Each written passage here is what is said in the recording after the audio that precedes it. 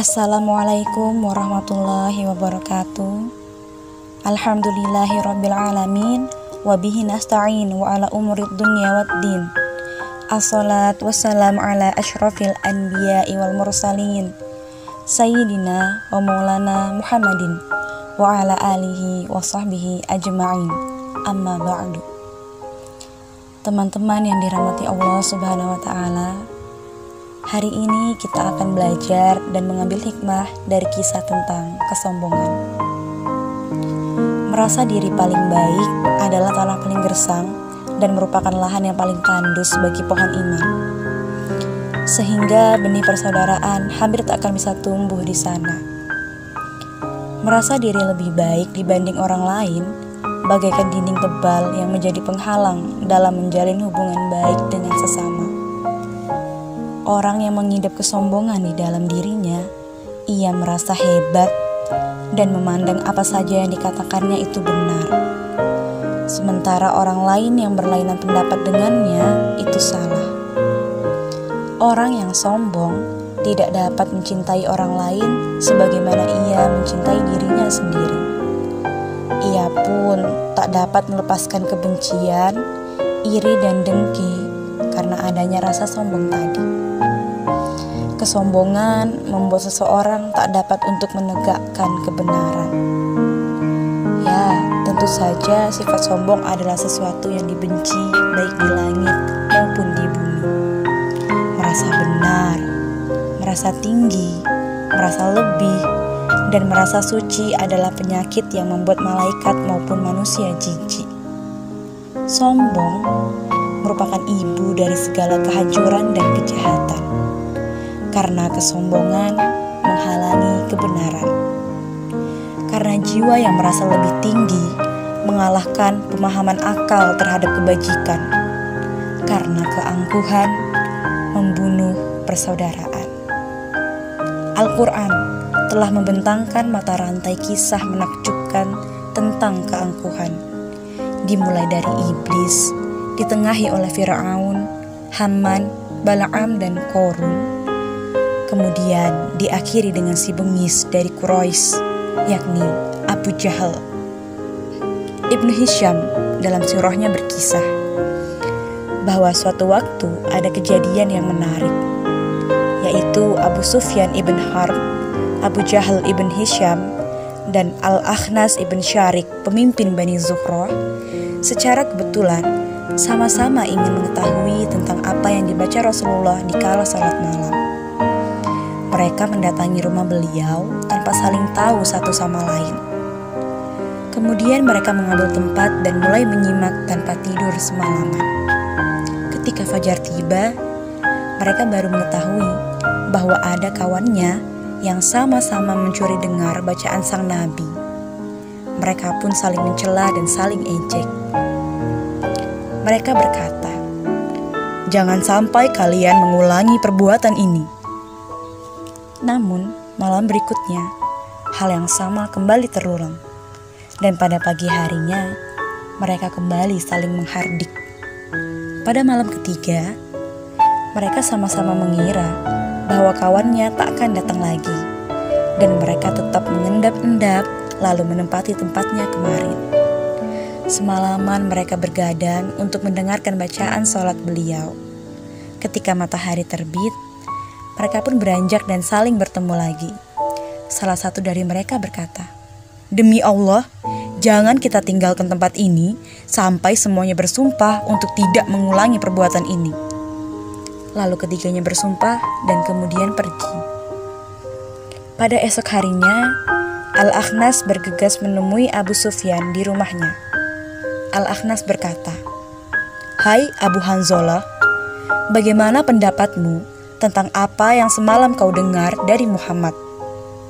Abu Sufyan menjawab, "Ya, wahai Abu Sa'labah, demi Allah, semalam aku mendengar sesuatu yang aku kenal dan aku mengerti maksudnya.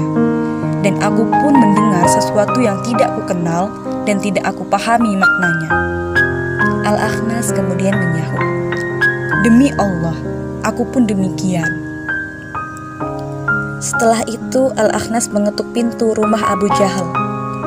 mereka bertemu dalam ruang tersembunyi, Al-Akhnas berkata, "Hai Abu Hakam, jelaskan padaku apa pendapatmu atas kalimat-kalimat yang kau dengar semalam dari Muhammad." Abu Jahal menyergah, "Apa yang aku dengar?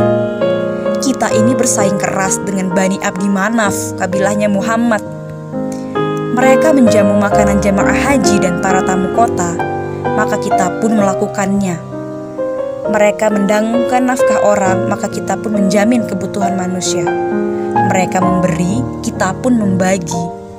Hingga ketika kita dan mereka telah siap berangkat untuk balapan, seperti kuda-kuda pacuan yang dijajarkan, tiba-tiba saja mereka berkata, 'Kami punya nabi yang mendapatkan wahyu dari langit.'" Abu Jahal kemudian menghela nafas. "Demi Allah, hai Al-Akhnas, aku tidak akan pernah beriman kepada nabi itu dan aku tidak akan pernah membenarkannya." Ya, itu tadi merupakan kisah 3 orang pembesar Quraisy dalam sikapnya terhadap kebenaran. Kemudian kita menjadi tahu bahwa kelak Abu Sufyan dan Al-Akhnas ibn Syarik menjadi muslim yang ridho menerima kebenaran, walaupun sebelumnya mereka memusuhi habis-habisan. Sementara Abu Jahal yang sejak pertama sudah dirasuki dengki dan tinggi hati akan binasa dalam kekufuran. Ketika seseorang dijangkiti kesombongan, maka ia cenderung membuat dirinya sebagai ukuran kebenaran. Maka pada saat kebenaran yang sebenar-benarnya datang kepadanya, ia berkilah dan mencari cara untuk menolak kebenaran. Kisah lanjutnya diceritakan dari kisah Nabi Ibrahim yang berkata kepada Namrud, "Robku itu menghidupkan dan mematikan." Namrud dengan senyum penuh kemenangan berkata, "Aku juga menghidupkan dan mematikan." Kemudian ia menghadirkan 2 orang tawanan, 1 orang dibebaskan. "Dia inilah yang aku hidupkan," kata Namrud. Kemudian yang satunya lagi dipancung, "Dia inilah yang kumatikan." Ya, sejenak memang terlihat konyol. Namun begitulah yang terjadi ketika kita menafikan kebenaran. Orang yang sombong cenderung meremehkan orang lain, dan mereka selalu memiliki alasan akan kesombongannya. Iblis yang beralasan bahwa ia lebih baik dari Nabi Adam karena asal penciptaannya, Fir'aun yang beranggapan bahwa ia layak menjadi Tuhan, tersebab ia merupakan penguasa Mesir dan sungai Nil mengalir di bawah kakinya. Apalagi Nabi Musa yang diutus terlihat memiliki banyak kekurangan dan tak sedikit pun melampauinya. Korun beralasan bahwa ia kaya dan merasa lebih baik dari sesamanya tersebab ilmu yang ada padanya. Abu Jahal merasa dirinya pun layak untuk menerima kerasulan daripada Muhammad, hingga ia menjadi naif dan berkata, "Jika yang dibawa Muhammad sungguh benar dari sisimu ya Allah, maka hujani saja kami dengan batu dari langit." Semua kesombongan tentu memiliki alasan untuk meremehkan. Ibnul Jauzi bahkan berpendapat bahwa dosa yang membuat seseorang menyesal dan bertobat kepada Allah jauh lebih baik daripada amal baik yang membuatnya sombong dan berbangga diri. Adapun yang lebih membuat kita ngeri dan senantiasa untuk berhati-hati ialah pendapat Imam Ahmad bin Hambal, yakni seseorang yang menghina dan meremehkan mukmin lainnya sebab suatu dosa, sungguh takkan datang padanya kematian sebelum ia jatuh ke dalam kemaksiatan dan dosa yang sama. Ustadz Salim Afilah berpendapat bahwa yang membuat seseorang sombong dan bangga diri bukanlah kelebihan-kelebihan yang dimilikinya, melainkan pikirannya yang dangkal dan jiwanya yang sempit. Mari kita renungi sebuah quote beliau yang berjudul "Awang-awang."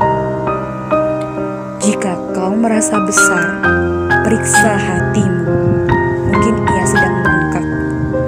Jika kau merasa suci, periksa jiwamu, mungkin itu putihnya nanah dari luka nurani. Jika kau merasa tinggi, periksa batinmu. Mungkin ia sedang melayang kehilangan pijakan. Jika kau merasa wangi, periksa ikhlasmu. Mungkin itu asap dari amal solehmu yang hangus dibakar ria. Teman-teman, itu tadi kisah-kisah dan hikmah dari kesombongan. Dan semoga kita semua dapat terhindar dari perilaku tersebut. Akhirul kalam, Assalamualaikum warahmatullahi wabarakatuh.